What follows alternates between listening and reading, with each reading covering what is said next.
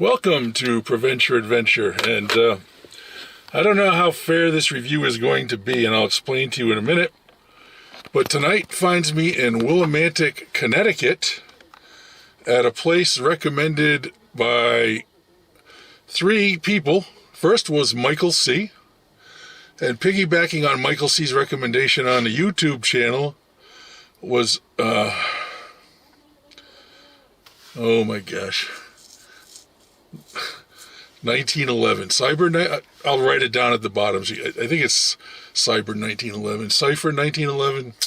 I apologize. I should have looked. I'm just a little frustrated. And then totally separate from all that, my doctor's office, I walked in and one of the receptionists there named Liz lives in the general area and told me I needed to try this place too. So where I went to was Trigo Wood-Fired Pizza on Main Street in Willimantic. I just happened to show up on 3rd Thursday. So the main street is blocked off. There's no parking. I walked, and I walked, and I walked, and then I walked back, and I walked back, and I walked back. So stuff's been sitting in a box for a while. It was ready when I got there, even though I called only 5 minutes before my thing said I was going to get there. There's just nowhere to park. So anyhow, let me show you what I got. I got their meatballs. I got this bad boy. I never even heard of this before, but this is one Liz told me I had to try.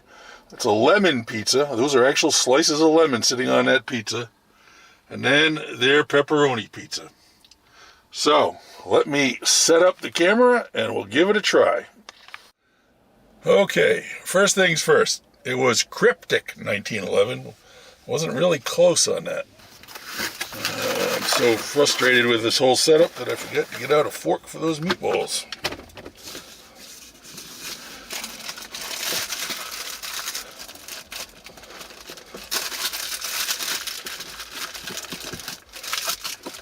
Sorry. Alright, no idea where a fork is.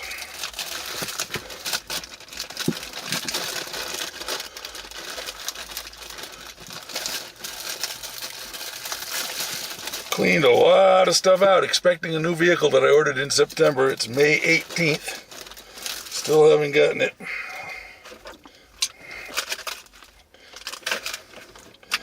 Guess I'm eating meatballs with my fingers. So please forgive me for that.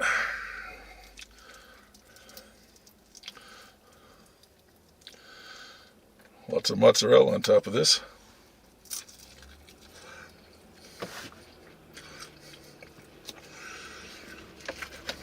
This is different in a nice way. It's cooked in a wood-fired pizza. Then they put some sauce on it, along with some other stuff. Has a very different but enjoyable texture.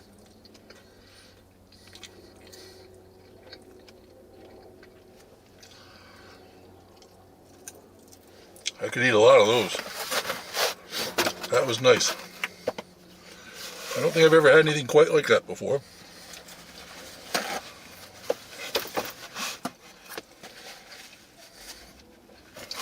Alright. Wood-fired. Let's try the pepperoni first. Only one size here.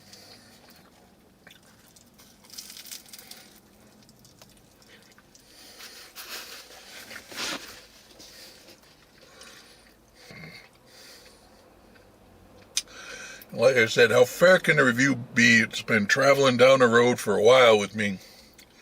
As I walked, I parked at the opposite end of town. I imagine if you know your way around this town, it's not bad, but I don't know the back sides, and so stuff was closed off and just didn't go well. So,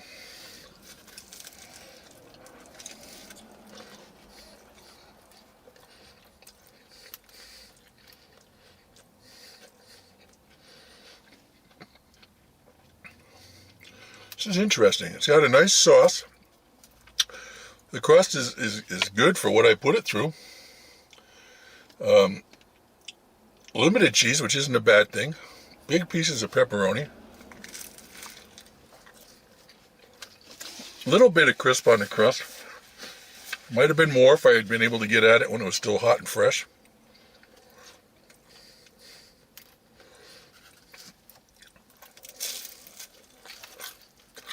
Nice fluffy crust.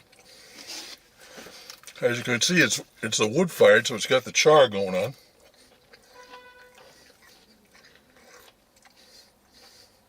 I like it.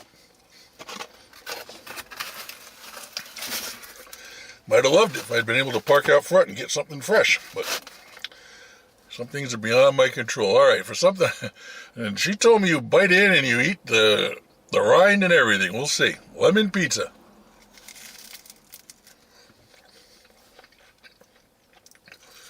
And it's a white sauce, not a red sauce.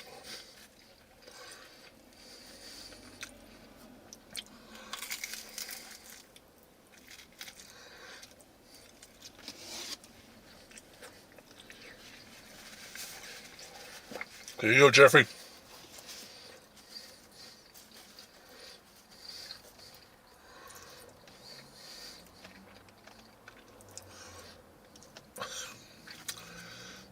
Same crust. I've got nothing to compare it to. It's nice. The lemon is not overpowering.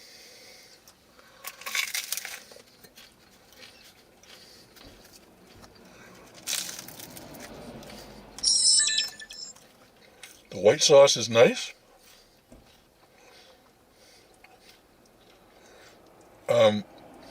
I do like it. Would I get it on a regular basis? Probably not, but I'm a pepperoni guy.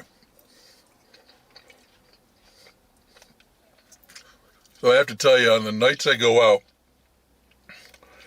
and I decide I'm having a pizza, I don't get pepperoni. I usually get something different. Last time I got a sausage and meatball. Sometimes I get a meat lovers.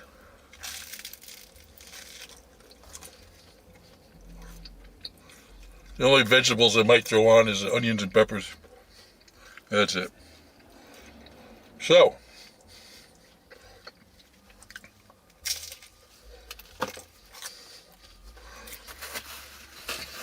nicely done. Certainly going to have a lot of food for supper tomorrow.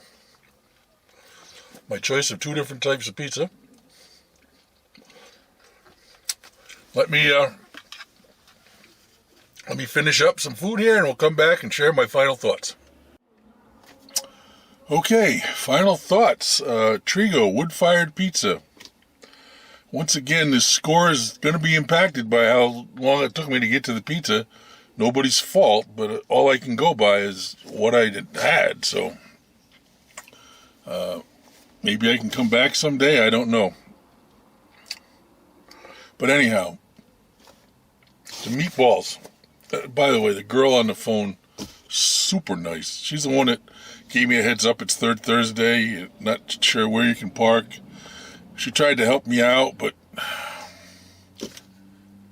they just had roads blocked off that made no... I get blocking off the main road and side roads off the blocked off main road, but there's a road that you can get to behind this place, and that was blocked off too. So I don't know. Anyhow, she did her best. So, meatballs. Different texture, but I really enjoyed them. They weren't moist because they're cooked in wood fired, so that heats them up differently. But they were good. I just really liked them. Good flavor, different, and like I've said before, different is not bad. Different is just different. Good, different texture, but I enjoyed the texture, and good flavor. I enjoyed them. The pepperoni pizza was good. Once again, had to walk, I don't know, a quarter mile or more with me, and that's not at a fast pace when this old boy's walking. So I had time to sit in the box and kind of lose some of its integrity, if you will. So the crust was good. Nice and airy on the heel part. It was nicely done. Good sauce. Good pepperoni. And margarita style with the cheese, kind of just plops of it around. But I enjoyed it. The surprise for me, and I tried it because Liz And I apologize. I don't know Liz's last name, and I don't know if it's important to know Liz's last name, but she's just Liz from my doctor's office. So, pro-choice physicians, pro-health physicians, should know. I go there all the time. Anyhow, up in Putnam. So Liz mentioned the lemon pizza, and I tried it. So when I went back for a second piece, I did one piece of the pepperoni, and I went back for a second piece of the lemon, just to get a feel for it. And what struck me was, sorry, I'm watching this dump truck with a pretty good-sized trailer coming around a corner. I guess he's going to make it, because the main street's blocked off. So, as I had my second piece of this, and I thought, and it's not strictly this, but I thought, this is a really good summertime pizza. It's got fruit, it's just seemed fresh and light and nice, and made for a really good change of pace, summertime type pizza. So I liked it. I did. As I had my second piece, I thought, this is really interesting and good. So, good experience. Good person taking the call. Sorry. Same person who waited on me when I got there. Super nice. So I'm going to give it a score that might have been higher if, it went as it normally goes. You kind of pull up, you get it, you come out and eat. But I have no basis for knowing that. So, 0 to 10. Let's do my little aside here.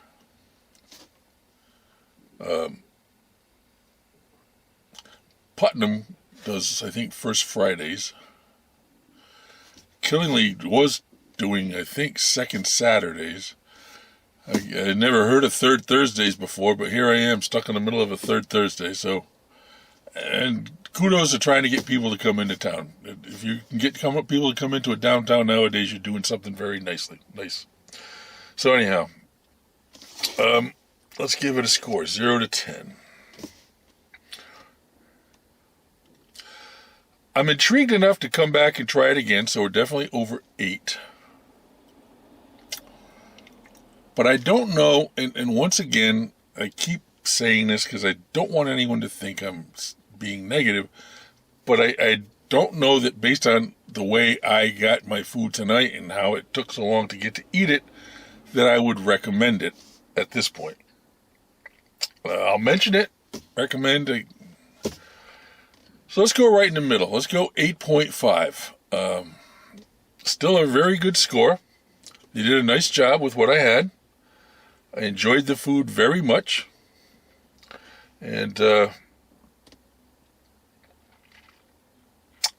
8.5 is a good score. It is. Now, I haven't even thought about this stories from back in the day. So, give me a second. I'll be right back, and we'll talk about a story from the day. Just like that, we're back. Not a very exciting story. Once again, I got some good ones, but I don't want to set the bar high and then you become disappointed later on. So let's build to those. This just popped into my head today. I haven't thought about this in 40, 50 years. Well, maybe not that long, because I shared the story with my kids a few times. But I drove by, in my town, there's a greenhouse that puts a name on the board, and if this is your name, come in and get a free rose. And the free rose name today was Charlie. And little synapses in my brain started firing off, and I got to thinking about my first cat was named Charlie. I don't know how old I was, 2nd, 3rd, 4th grade. Actually started off belonging to a kid across the street. He was younger than I was, and they got him a cat, and he named it Charlie. That was a girl. And the newness wore off really quick for the kid, so I don't think he was all that kind to the cat. I don't think he was mean to it. And so for some reason, the cat started coming over across the street and hanging out with me. And I would pet it and talk to it, and every once in a while give it something to eat, and the cat didn't seem to want to go back home, so I went over. My mother said, well, you can go ask them if you can keep the cat. So at whatever age I was, I went over and asked the father and he said, sure. He says, the newness is worn off. If you can give the cat a good home, power to you, good for the cat. So that went well. So nothing to do with my story except for the fact that was I thought my first pet, but then I got to thinking, was it my first pet? Because I was also in Cub Scouts, and I remember going to the Shriner Circus. And anyone old like me that was involved with the Scouts probably went to a Shriner Circus. And I don't remember much about the circus, but they were walking around selling things off a board, and one of the things they were selling was a lizard, literally with a pin stuck through it to the board. I don't remember how I got it home, but I bought this lizard. It was a chameleon of sorts. They said it was a chameleon. And so that chameleon and I hung out. I had a nice box for him. I fed him. I did whatever I did. And I would take him out. And strangely, he seemed to have even back in my younger days, I guess I had a big nose. I had a thing for my nose, and he'd sit there and he'd stare at me, and he'd jump up and try to grab my nose, but he'd just slide off, and I don't know if he was laughing the whole time or not. So anyhow, one time we were getting ready to go to family camp, which was a cabin where my father and my mother and my two sisters and I all went and stayed for a week. And my mother said I could take the chameleon, and my older sister was quite upset. She didn't want to be in the same place as a chameleon. So like 3 days before we were supposed to go, I took him out into my front yard. There's a wall. At the time as a child, it was maybe chest high, and some grass there, and then a porch, and then the house. And then I was standing on the sidewalk. So I took him out of his box and put him in the grass, and he was having a good time just walking around in the grass. And something happened, and I looked away, and I looked back, and I couldn't see him. He had blended in with the grass. So I looked for him, and I looked for him. I was quite distraught, but I couldn't find him. As far as I know, his bones are still there because I never found him, and he was left behind. My sister was so ecstatic that the chameleon or the lizard wasn't going, but I was kind of bummed. But I lost my first pet when he blended in with the grass, and I couldn't find him. Exciting story? Not even close. Interesting story? Maybe a little. Better stuff to come, I promise you. All right. Trigo Pizza, Willimantic, 8.5.